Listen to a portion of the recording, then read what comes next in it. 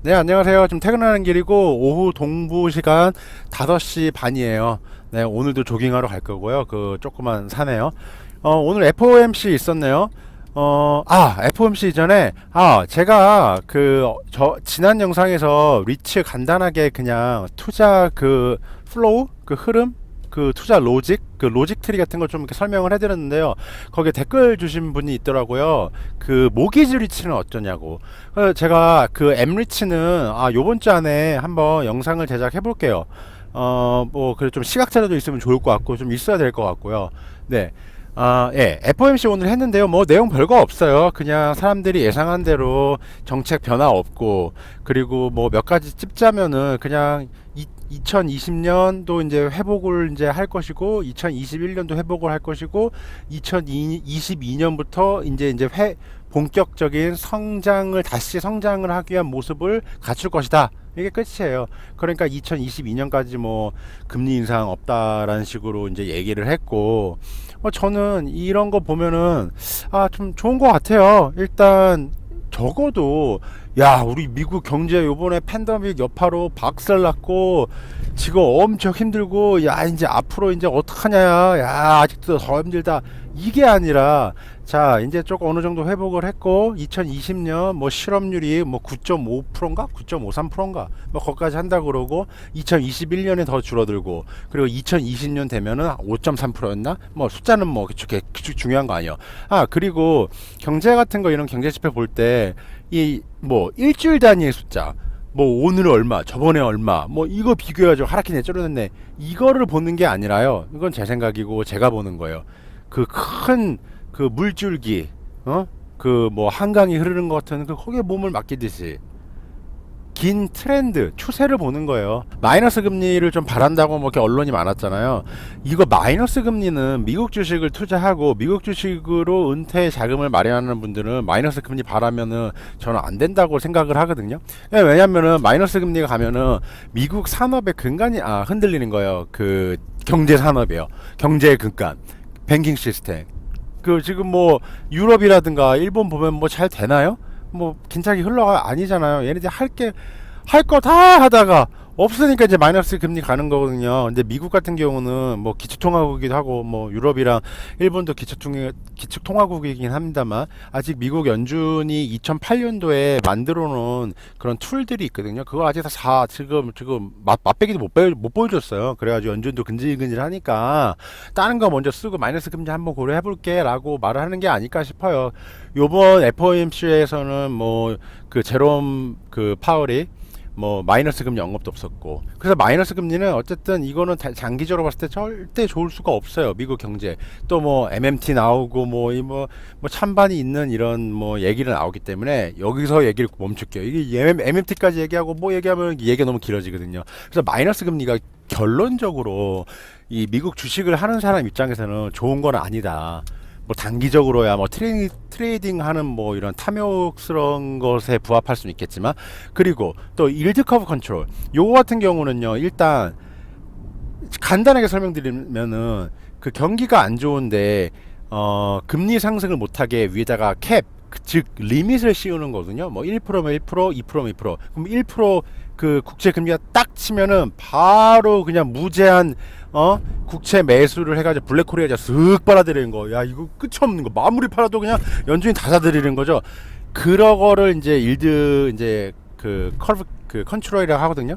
근데 이거 같은 경우도 할 때는 좋은데 나중에 중단할 때 이게 국채 금리가 순식간에 미친 듯이 이제 폭등할 수 있거든요. 그래가지고 이게 빠져나오기가 굉장히 힘들어요.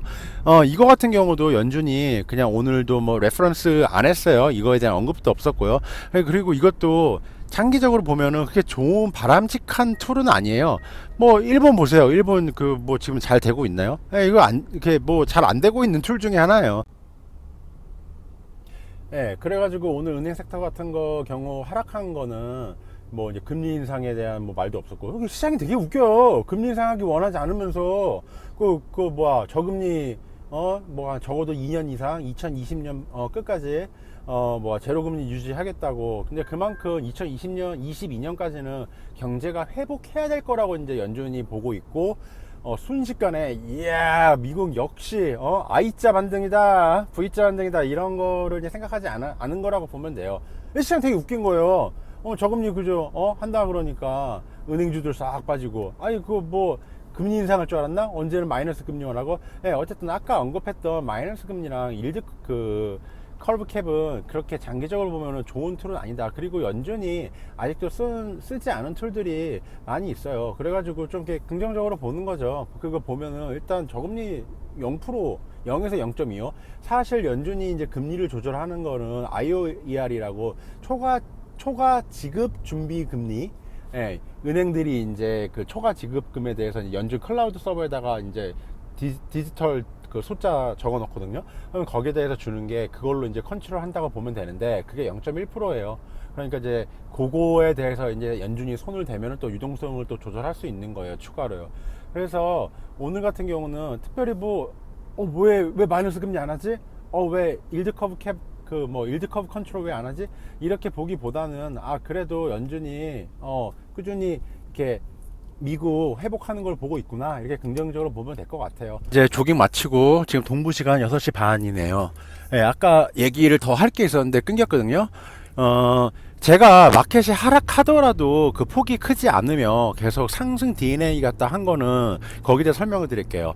일단 오늘 FOMC에서 과연 그 연준에서 일드 커브 컨트롤 일드 커브 캡이라 그러죠. 그거 YCC 그거랑 마이너스 금리를 할 확률이 높았을까요? 그럴 가능성이 낮았을까요? 저는 가능성이 낮았다고 보고 있거든요. 그리고 마켓도 에이 뭐 해주면 좋고 뭐 안 해주면 어쩔 수 없지 뭐 이렇게 생각하지 않았을까요? 네, 그렇기 때문에 만약에 지금 경제가 안 좋고 그럼 모든 게 안 좋고 더 박살이 났으면 연준에서 야야 우쭈쭈쭈쭈 YCC 해줄게 일드 컨트롤 해줄게 그리고 마이너스 금리 자 적당히 고려할게 심각하게 고려할게 일단 야 진짜 심각하다. 이게 처음에도 그 2월 중순 그리고 3월 중순 그 마켓이 저점을 찍을 때도 일단 선제적으로 연준에서 진짜 한 달 만에 거의 2008년도 1년에 걸려서 할 것들을 쫙 해버렸거든요. 그렇게 했다는 거는 마켓이 만약에 진짜 힘들고 모든 이런 뭐 금융시장이라든가 이런 실제 실물 메인스트리트 진짜 더 힘들어가지고 정말 해롱해롱 되어 있었으면은 연준에서 모든 수를 한 발에 진짜 빡빡 썼을 거예요. 왜냐면은 지금 같은 사태는 역사적으로 한 번도 없었고 연준도 어떻게 될지 모르고 그 재무장관도 어떻게 될지 모르고 이러기 때문에 화끈하게 한 거거든요. 그 20년 전에 10년 전에 그 1년 이상 걸려가지고 했던 것들을요.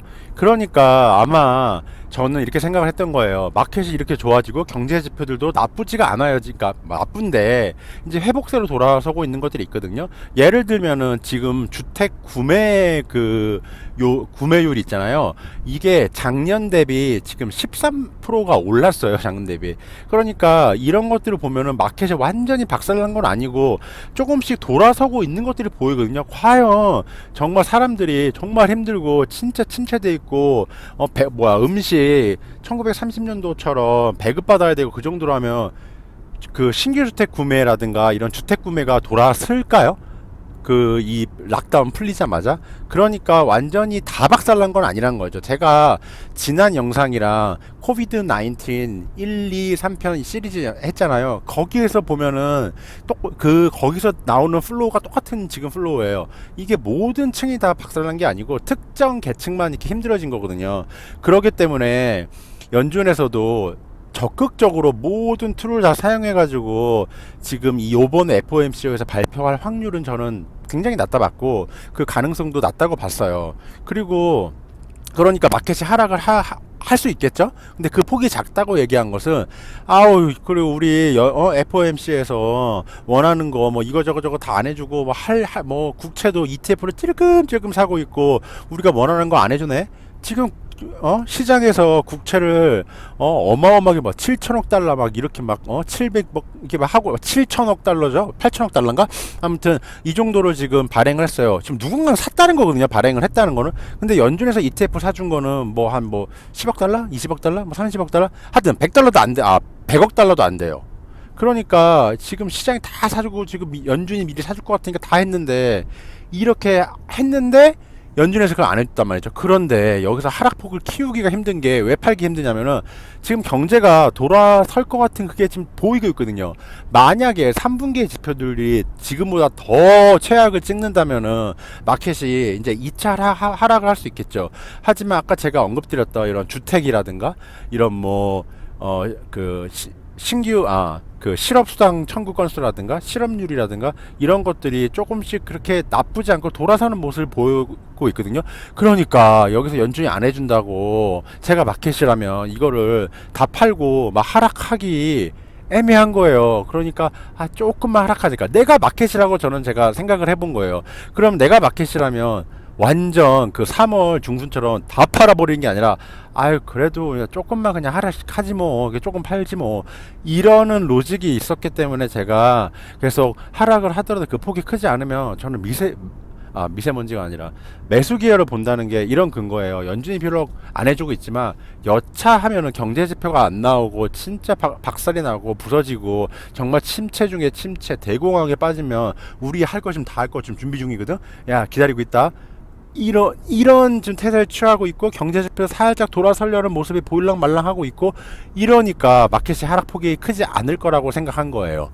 하락을 하더라도 지금은 충분히 매수할 만하다고 생각을 해요. 그리고 이게 매수를 하더라도 좀 잘 골라야 되는 게 분명히 이게 이제 실적이거든요. 그 기업은 첫 번째도 실적, 두 번째도 실적, 세 번째도 실적이에요. 아주 맞아 지나가네요. 지금 기대감으로 저는 주가가 상승 많이 하는 애들이 보이거든요. 그런 놀러가자 섹터 애들.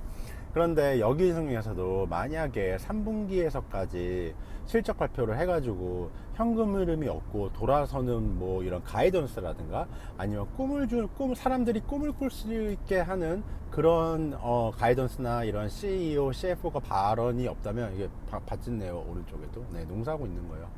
네, 그런 것이 없다면은 이제 그런 개별 회사들은 아마 주가 하락이 심할 거예요. 그래가지고 이렇게 기대감으로 좀 올랐다고 보고 있고, 물론 유동성도 맞아요. 그런데 지금 뭐 놀러가자 섹터 애들 막 50% 100%씩 오른 게 지금 뭐 아무것도 없어요. 지금 나온 거 보면은 주식은 미래에 항상 이런 거를 담고 사는 거죠.